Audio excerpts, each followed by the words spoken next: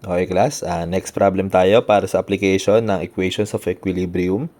The compound beam is pin supported at C and supported by a roller at A and B. There is a hinge pin at D. Determine the reactions at the supports. Neglect the thickness of the beam. So, ito sana ay statically indeterminate kung sakali nawala itong internal pin na to sa beam natin. So, kaya nga, ang tawag sa mga beam na pinagdugtong ng internal hinge ay compound beam. So, technically, dalawa o tatlo or higit pa na mga beam sila na pinagkabit-kabit using internal hinge or internal pin. So, ganun na nangyayari dyan. So, bakit ba sana statically indeterminate ito? Kasi ito ay hinge. So, roughly, meron itong vertical tsaka horizontal component. Roller ito, may vertical ito, tapos meron din itong vertical. So, makikita mo, apat yung unknowns. Ang equations of equilibrium lang natin ay tatlo. So, dun pa lang malalaman na natin na statically indeterminate sana. Kaya lang, dahil sa internal pin natin na yan, nagkaroon pa tayo ng isang extra na equation. So, pakita natin paano solve yung mga ganito type ng problem. So, kapag ganyan, putulin lang natin ulit, 'di ba? Sabi nga sa'yo, kaya compound beam yan kasi dalawang beam yan na pinagkabit ng internal pin.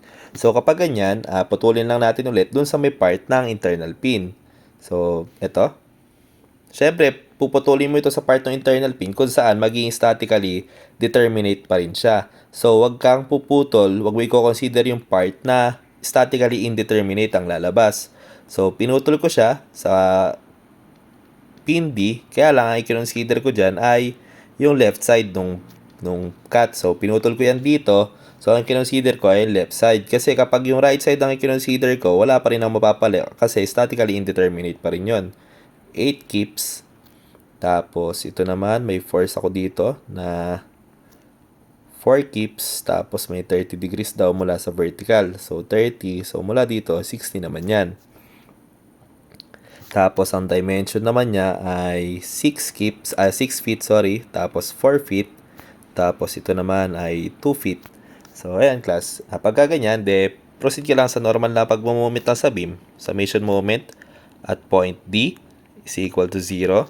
So, RA multiplied by 6 is equal to 8 multiplied by 2 plus 4 sine ng 60 degrees. By the way, yung horizontal lang ginamit ko, 60 degrees multiplied by 12. So, yung RA natin ay equal sa 16 plus 4 sine 60 multiplied by 12 divided by 6. So, yung RA ko ay equal sa 9.5648. So, 565 kilo newtons.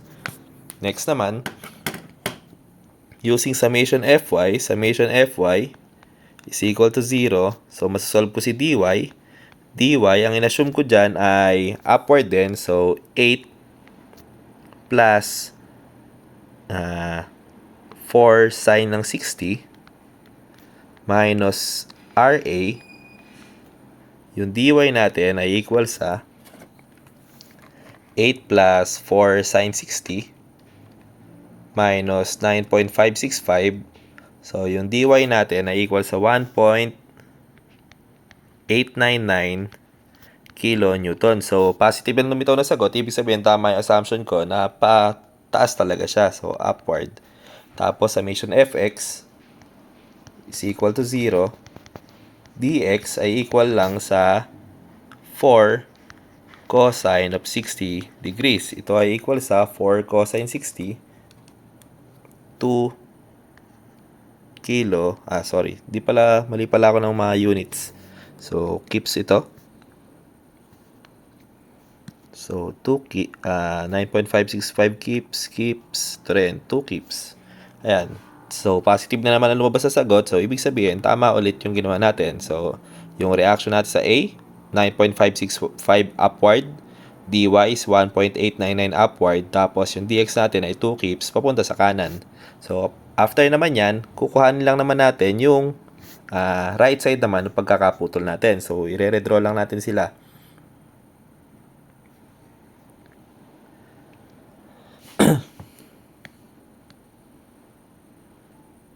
So, ayan. Tapos, apply lang natin yung mga forces.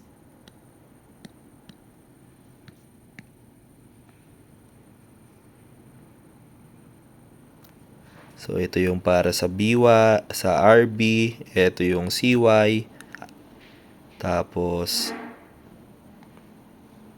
ito yung sa CX, tapos yung sa DY natin kanina, di ba ang DY natin ay upward, sa left side siya. So, ibig sabihin, pagdating dito, ito naman ay magiging downward. Tapos yung DX natin kanina, pa kanan. So, ibig sabihin, dito naman magiging pakaliwa. So, application lang ng Newton's third law of motion.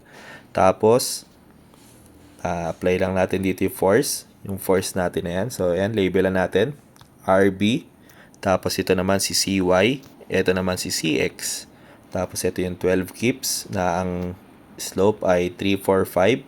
345. Tapos, yung moment natin dito, nandito rin yan, na counterclockwise, 15 kips feet. Tapos, yung dy natin is 1.899. dx natin is 2. So, ayan, kumpleto na. Yung mga distances na lang. Yung distance ito ay 8. Distance din ito ay 8. So, medyo hindi lang na i-scale. So, ayan, 8 feet din yan. So, ayan na. Apply lang natin ulit yung basic na moment. Summation moment. About, unahin ko na siguro yung C. About C is equal to 0. RB.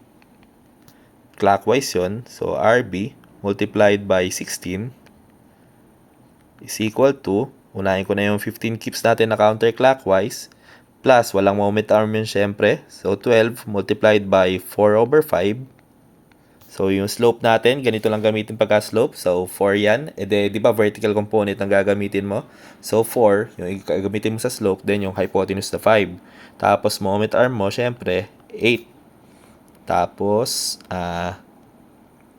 plus 1.899 multiplied by distance niya na 24. So, 1, 2, 3, 4. 1, 2, 3, 4. So, ayan. RB natin ay equal sa 15 plus 12 times 4 over 5 times 8 plus 1.899 times 24. Divide lang natin sa 16. 8.586 kips. So, yung CY naman natin, summation FY is equal to 0. The CY plus RB ay equal sa 12 multiplied by 4 over 5. Tapos, plus 1.899.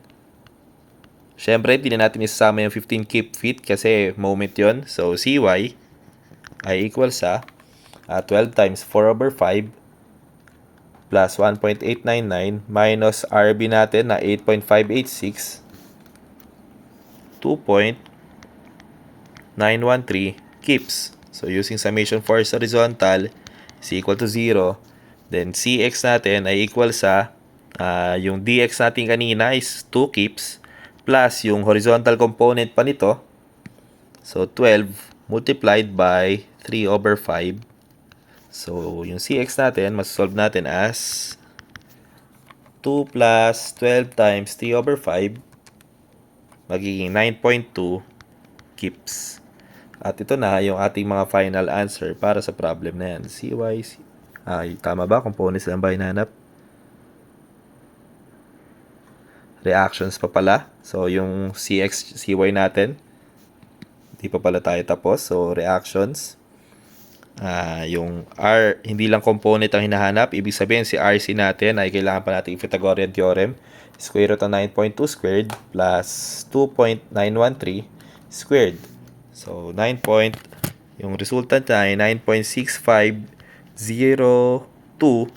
kips. So, usually, pwede na ito. Pero kung gusto mo pang palitawin yung angle, gawin na rin natin. Arctangent ng CY natin, 2.913 divided by 9.2. So, ang lalabas ay 17.5693 degrees. Ayan na. Siyempre, yung susundan yan yung from 0 tas counterclockwise rotation. So, final answer natin, ito yon. Again, kung di mo trip palitaw yung angle, sa akin kasi okay lang naman yun. Kasi bihira naman talaga pinapalitaw pa yung angle. Pero depende siguro sa teacher. So, RB, tapos meron na tayong RA. Ayun na, yun yung final answer natin.